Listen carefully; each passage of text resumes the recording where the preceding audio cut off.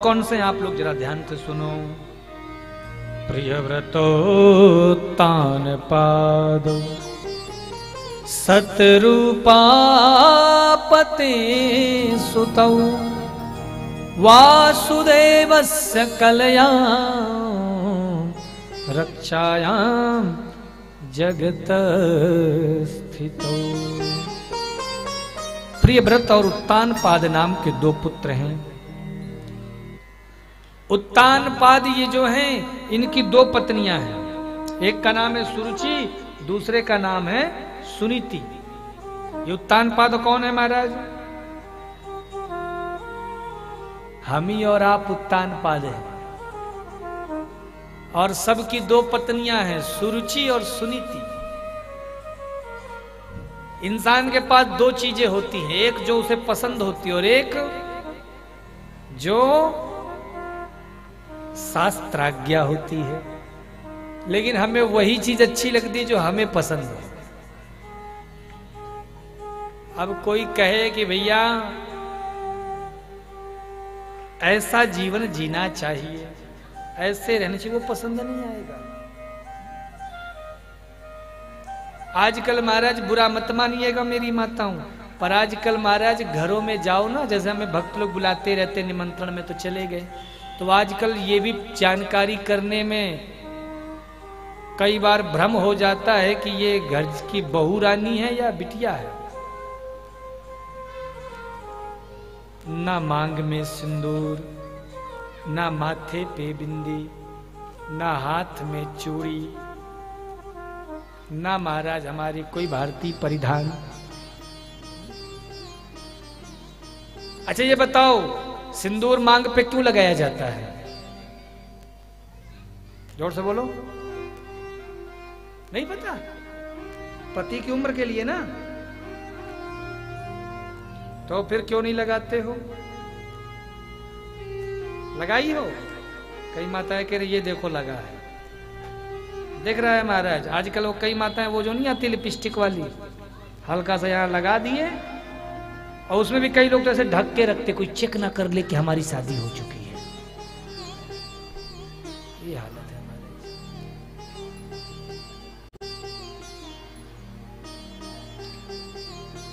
भैया कहते हैं जितनी मांग लंबी होगी ना सिंदूर की, उतनी ही लंबी पति की उम्र होती है। एक मैया जी कहने लगी महाराज जी आप पति की लंबी उम्र के लिए बहुत कहते हैं, ये व्रत फलाना व्रत, ये बताओ हमारे पति तो दिन रात झगड़ा करते हैं, ज्यादा लंबी मांग में सिंदूर रख के क्या करेंगे? हम मर जाए और वो जीता रहे। इसलिए महाराज उतना ही सिंदूर लगाते जितनी अपनी उम्र हो, उससे ज्यादा नहीं। बोलो राधे राधे। मैं हमेशा अपनी कथा में बोलता हूं मेरी माताओं कि सौभाग्यवती नारी को अपने सौभाग्य वस्त्रों को हमेशा धारण करके रखना चाहिए। आप बिहार झारखंड की ओर चले जाओ, वहां की माताएं तो नाक से सिंदूर लगाती हैं। एक आजकल महाराज कुछ क्या दो चार विदेशी अक्षरों की किताबें पढ़ लिए, थोड़ा बड़े शहर में राजधानी में आकर रह के आ गए, अपने आप को विदेशी फॉरेनर समझ बैठते हैं। अरे आप वृंदावन में आओ महाराज, विदेशी लोग भारतीय परिधान में कितने सुंदर रूप से महाराज बैठते हैं, भजन करते हैं, और एक हम भारतीय जो विदेशियों की नकल करने में लगे हैं। I am well educated person, please don't interfere in my personal life. ये हालत है महाराज। तो अपनी संस्कृति से प्रेम होना चाहिए, अपनी संस्कृति को समझना चाहिए। तो उस रुचि हमको सबको अच्छी लगती है, लेकिन नीति हमको अच्छी नहीं लगती। पर जो नीति से चलता है वहां पे ध्रुव आता है। क्यों? क्योंकि रुचि बदलती है। आज आपको कुछ अच्छा लगेगा, 2 महीने बाद आपको कुछ और अच्छा लगेगा, उसके 4 महीने बाद कुछ और अच्छा लगेगा। क्यों? क्योंकि पसंद बदलती है, पर नीति कभी नहीं बदलती। बात आ रही समझ में? जैसे माताओं को गहने गुट्टी पहनने का बड़ा शौक रहता है। एक सरल सी बात हम ले रहे एग्जाम्पल के तौर पे, माताओं को कुछ सोना चांदी का कुछ हो जाए तो बड़ा शौक रहता है। देखो एक मैया जी हार पहनी महाराज, पतिदेव ने करवा चौथ में लाके दिया था, तो शादी में छोटी बहन के पहन के गई, तो बार बार अपने हार को दिखा रही हैं। पूरे 5 तोले का था। अब कोई ना देखो तो बार बार यहाँ पे हाथ धरेगी, कैसे कोई देख तो ले। जब तक कोई पूछ ना ले कब लिया है, बड़ा चमक रहा है, तब तक संतोष नहीं मिलता था। बड़ी खुश थी। 4 साल बाद वो मैया मुझे मिल गई। मेरी थोड़ी आदत है बीच में थोड़ी चटर बटर बोलने की। मैंने बोल दिया मैया ये ऐसे ब्याह में मिली, तो इस बार वो हार नहीं था। मैंने पूछ लिया मैया वो हार क्यों नहीं है, वो हार कहाँ गया? बोले गुरुजी अब तो नया फैशन है, वो पुराना हो गया। जब नया नया था तब बड़ा शौक लगा था, अब वैसे तो सब कोई पहनने लग गया, अब मजा नहीं है उसमें। मतलब विचार करो, जब नया नया था तब कितना शौक था, सबको दिखा रहे थे, अरे महाराज जी नया है, 5 तोले का है, बहुत सुंदर है, और अब वही वस्तु अच्छी नहीं लग रही। तो क्यों? क्योंकि पसंद हमारी बदलती है, लेकिन नीति कभी नहीं बदलती। इसीलिए नीति के घर में आता है ध्रुव और रुचि के घर में आता है उत्तम। उत्तम वह जो श्रेष्ठ, मतलब आज कोई तुमसे अच्छा है तो वो पसंद है, कल उससे अच्छा कोई मिलेगा तो वो पसंद हो जाएगा, फिर उससे अच्छा परसों कोई मिलेगा तो वो पसंद हो जाएगा। क्यों? क्योंकि रुचि बदलती, वो अच्छी चीजों का। आ रही है ना बात समझ में? मैया समझ में आ रही है बात? तो हमें किसकी ओर चलना चाहिए, रुचि की ओर कि नीति की ओर? चलना चाहिए। लेकिन राजा का प्रेम रुचि से है, नीति से नहीं। तो सुरुचि तो रहती है महलों में और सुनीति रहती है झोपड़ी में। अब एक दिन की घटना, एक दाह सुरुचे पुत्रम कमारोप्य लालयन् उत्तमं नारुरुक्षन्तम ध्रुवम राजाभ्यनंदता। एक दिन राजा उत्तम को गोद में खिला रहे थे। ध्रुव ने देखा तो उन्हें भी पिता की गोद में जाने की इच्छा हुई, लेकिन तुरंत छोटी मां सुरुचि आ गई। बालोसी बतनात्माना अन्य स्त्री गर्भ संवृत में, कहा बैठ रहा है? बोले पिता की गोद में। अरे नहीं बैठ सकता है, क्यों? क्या ये मेरे पिता नहीं है? बोले ये तुम्हारे पिता हैं, परंतु मैं तुम्हारी माता नहीं।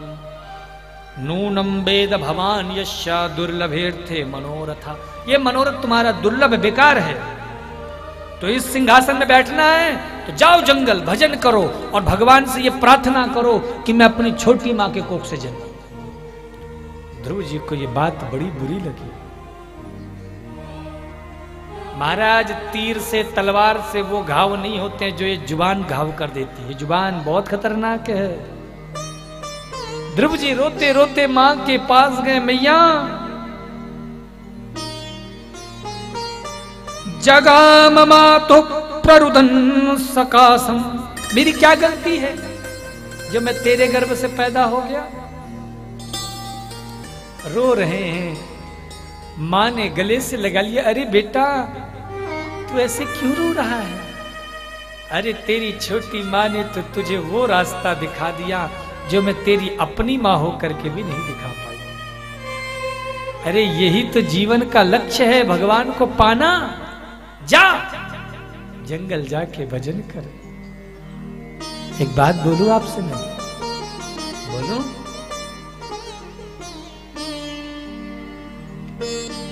मां चाहे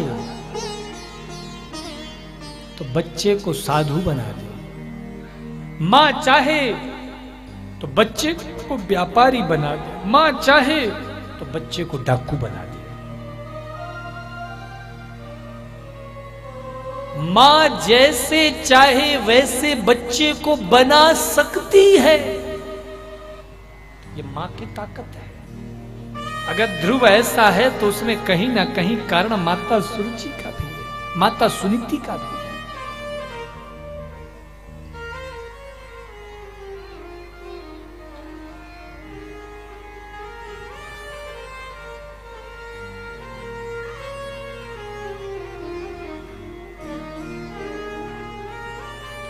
ध्रुव जी वन को गए।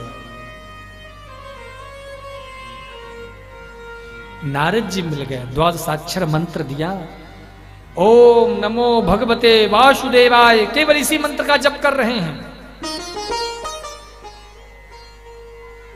और प्रार्थना कर रहे हैं, प्रभु प्रकट हो। त्रिडात्रांते त्रिडात्रांते कपित्थ बदरासन। 3 दिन तक कुछ नहीं खाना पीना, तीसरे दिन बैर और कैथा खाके, 6 दिन तक कुछ नहीं खाते पीते, केवल महाराज घास फूस तोड़ के खा लेते। 9 दिन तक कुछ नहीं खाते पीते, 9वें दिन जल पी कर रह जाते। 12 दिन तक कुछ नहीं खाते पीते, चौथे महीने में फिर केवल वायु पी कर रह जाते। पंचमे माशनु प्राप्ते, 5वें महीने में तो वायु पर भी विजय प्राप्त करते।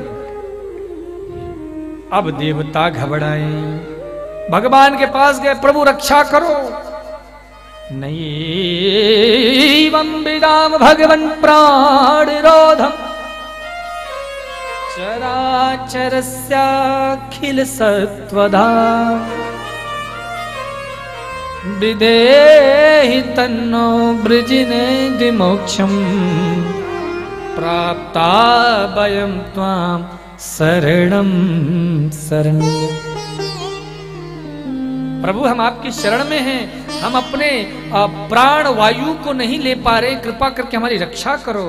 भगवान ने कहा, बालम तपसो दुरत्या, बालक बड़ी कठिन तपस्या कर रहा, मैं भी तुम सबको निर्भय करता हूं। और भगवान नारद जी के पास आ गए, ध्रुव जी के पास आ गए। ध्रुव जी आंख बंद करके ध्यान कर रहे हैं, ओ, और भगवान सामने प्रकट हो गए। जैसे भगवान को देखा, तुरंत महाराज समाधि ध्रुव जी की टूट गई।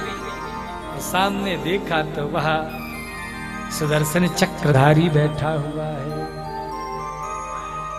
कैसे स्तुति करें कुछ समझ में नहीं आ रहा। तब शंख का स्पर्श ध्रुव जी महाराज के गाल पर ठाकुर जी ने किया।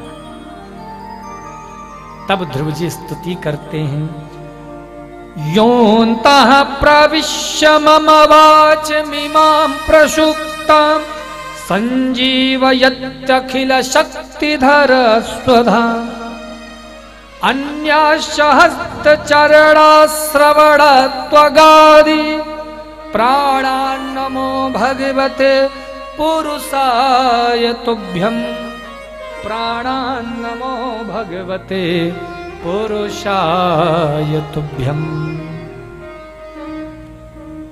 भगवान की स्तुति कर रहे हैं, प्रभु हम सबके भीतर जो बोलने की शक्ति है वह भी आप ही के द्वारा प्रदत्त है। एक बात बोलूं, बोलो कि ना बोलूं? बोलूं? आप आते हो ना कथा में, मुझे बहुत अच्छा लगता है, मुझे बहुत खुशी हो रही है।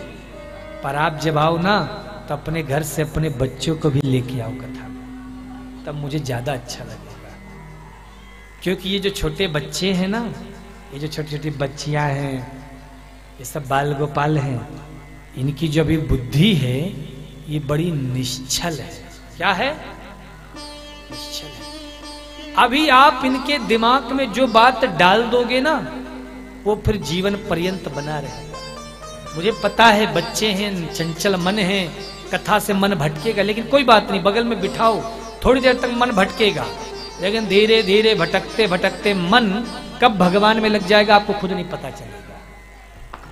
और फिर यही बच्चे जब आप बूढ़े हो जाओगे, मैं भी बूढ़ा हो जाऊंगा, और जब कथा करने आऊंगा ना 15-20 साल बाद, तो यही बच्चे बड़े होने के बाद कहेंगे, अरे ओ दादी सुन, वही महाराज जी आए हैं जो 20 साल पहले आए थे, चल गाड़ी में बैठ, मैं मोटरसाइकिल में बिठा के तुझे ले चलता हूँ कथा। वो आपको कथा में लेके आएगा। और यदि आपने बच्चों में संस्कार नहीं दिए कथा के, तो आप यदि कहोगे ना मुन्ना चल कथा में छोड़ा, तो पता है क्या जवाब देंगे? क्या दिन भर कथा कथा लगाए रहती हो? वो महाराज जी घर में रोटी दे जाएंगे क्या खाने को, बैठो ये, कहीं नहीं जाना। तो यदि तुम ऐसे दिन नहीं देखना चाहते हो तो आज की कोई बात नहीं, लेकिन कल से बच्चों को कथा में जरूर लाओ। हाँ, उनको कथा में बिठाओ, 3 घंटे की तो कथा होती है। कथा में बिठाओगे, उनमें गुण आएंगे, संस्कार आएंगे। और मैं कहा करता हूं, एक बार तुम अपने बच्चों को फटफटिया मोटर बुलेट दो या ना दो कोई बात नहीं, तुम मोबाइल एप्पल का या किसी का भी पकड़ाओ कोई जरूरी बात नहीं, मोटर कार दो कोई जरूरी बात नहीं, लेकिन संस्कार नहीं दोगे तो काम नहीं चलेगा।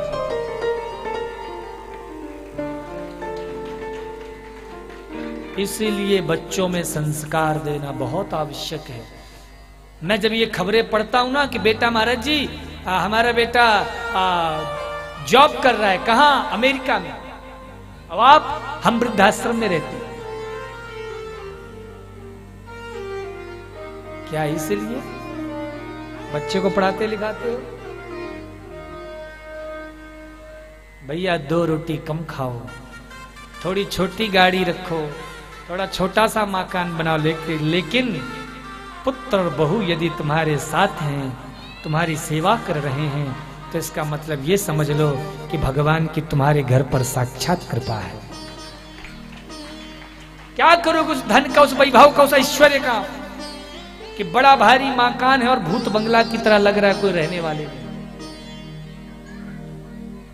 इसीलिए बच्चों में संस्कार दो, नहीं तो बुढ़ापे में वही बालक खोपड़िया में डंडा मारेगा और फिर तुम मेरे पास आओगे, गुरुजी बेटा नहीं सुनता, बहू भी बड़ी खतरनाक। तो बंधुओं, इन बातों का आप लोग विशेष ध्यान दो। ध्रुव जी महाराज स्तुति कर रहे हैं, आओ हम भी भगवान श्रीहरि का और ध्रुव जी का दर्शन करें। ऐसा हमें खबर मिला कि आज ध्रुव जी पधारे हैं। उसके पहले कुछ सूचनाएं आप लोग प्राप्त कर लो। जैसा कि मैंने आप सभी को बताया था, चित्रकूट में महाराज निरंतर गौ सेवा का कार्य हो रहा है। तो बहुत से माताओं भक्तों से मैंने आग्रह किया था कि आप लोग भी सब चित्रकूट जैसे तीर्थ स्थान से जुड़ सकते हैं, हमारा कार्यालय बगल में है। तो जिनको भी गौ सेवा से जुड़ना हो अति शीघ्र आप लोग जुड़ जाए। वहां पे चित्रकूट धाम में गौ माता के हरे चारे की सेवा, भूसा इत्यादि की सेवा में आप लोग अपने धन को लगा सकते हैं। साथ ही साथ 13 जनवरी से महाकुंभ प्रयागराज में प्रारंभ होने जा रहा है, जिसमें इस बार इस दास का भी शिविर कैंप लगाया जाएगा सेक्टर 12 में तुलसी मार्ग पे। तो आप लोग जो भी आना चाहें आपका स्वागत है। और 2 कथाएं हैं वहां, एक 22 जनवरी से 28 जनवरी तक है और दूसरी 8 फरवरी से है, 14 फरवरी तक, 8, 9, 10, 11, 12, 13, 14। हाँ, इन दोनों कथाओं से जो भक्तगण जुड़ना चाहते हो तो आप लोग अभी से रजिस्ट्रेशन करा ले, तो आपके रहने की, भोजन की सारी संपूर्ण व्यवस्था रहेगी। जो लोग वहां यजमान बनना चाहते हो तो पति पत्नी दोनों को वहां पे 7 दिन रहना, खाना पीना सब वहीं रहेगा। गंगा जी किनारे एक टेंट लगा, उसी में सबको व्यवस्था है। 21,000 की उसमें सेवा राशि। जो लोग पोथी पाठ बिठाना चाहते हो तो एक पंडित जी आपके नाम से भागवत जी का 7 दिन का मूल पाठ करेंगे, उनकी दक्षिणा 7,071 रुपए है। और जो लोग सिर्फ वहां के कथा सुनना चाहते हैं उनकी सेवा राशि एक आदमी की 7,000 रुपए 7 दिन की है, 1,000 रुपए पर डे। उसमें रहना खाना पीना जनरल व्यवस्था में उनको दी जाएगी। तो आप सभी का स्वागत है और आग्रह है, जो लोग आना चाहते हैं तो अब ज्यादा दिन बचे नहीं हैं, तो आप लोग रजिस्ट्रेशन करा लोगे तो अभी आपका रजिस्ट्रेशन हो जाएगा और आपको सारी सुविधाएं व्यवस्थाएं वहां मिल जाएंगी। साथ ही साथ यदि आप कोई चित्रकूट में भूमि दान करना चाहें तो 1 फीट भूमि दान की सेवा राशि चित्रकूट में 2100 है, 3 फीट की 5100 है, 10 फीट की 11,000 है। और जो लोग एक गौ माता को गोद लेना चाहते हो, जिनके नाम से, आपके नाम से जब तक वो गौ माता जीवित रहेगी, लगभग 16 साल तक, 16 से 18 साल के बीच में एक गाय की उम्र होती है, तो उसकी सेवा राशि 21,000 है, जिसमें एक गौ माता को आप गोद ले सकते हैं और उसकी सेवा आजीवन चित्रकूट में होगी। तो ऐसे सेवा प्रकल्प हैं, इन सेवा प्रकल्पों से आप लोग जुड़ेंगे। आइए हम दिव्य चरित्र का दर्शन लाभ प्राप्त करें। कथा का आगे का भाव पहले सुन लें, फिर हमारे आज भगवान श्रीहरि की और ध्रुव जी की झांकी प्रकट होगी। तो कथा कहती है बंधुओं कि ध्रुव जी को भगवान ने आशीष दिया, परंतु ध्रुव जी के मन में मां के वचन याद थे तो राज्य मांगा। 33,000 वर्षों तक ध्रुव जी अकंटक राज्य करते हैं। 33,000 वर्ष बाद स्वर्ग से विमान आया और पार्षदों ने कहा बैठो महाराज, अब आपको चलना है। इतने में एक स्त्री आकर खड़ी हो गई, बोले कहां जा रहे हो? बोले वैकुंठ, अब ऊपर जा रहे हैं। बोले कहीं भी जाओ, स्वर्ग जाओ, नरक जाओ, भुक्ति पाओ, मुक्ति पाओ, हमें कोई लेना देना नहीं, पर पहले हमें स्वीकार करो। ध्रुव जी ने पूछा आपका परिचय देवी जी? बोले मैं इस लोक की मालकिन हूं, मेरा नाम मृत्यु है, इसलिए पहले हमें स्वीकार करो। इस संसार में जो भी वस्तु सब मरने वाली है, रोटी सवेरे बनाओगे वो भी शाम को बासी हो जाती है। तो पार्षदों ने इशारा किया, ध्रुव जी ने कहा माता जरा सर झुकाओ, और उसी समय पार्षदों का हाथ ध्रुव जी ने पकड़ा। मृत्यो मूर्धनिम पदम दत्वा, मृत्यु के सिर पर पैर रख करके और ध्रुव जी विमान में बैठ जाते हैं। मृत्यु देवी भी टुकुर टुकुर देखती रह जाती है, और ध्रुव जी आज भी सप्तर्षि मंडल से ऊपर उत्तर दिशा में ध्रुव लोक में जाकर के विराजमान हो जाते हैं। इतना सब कुछ हुआ ध्रुव जी के जीवन में, किसकी कृपा से?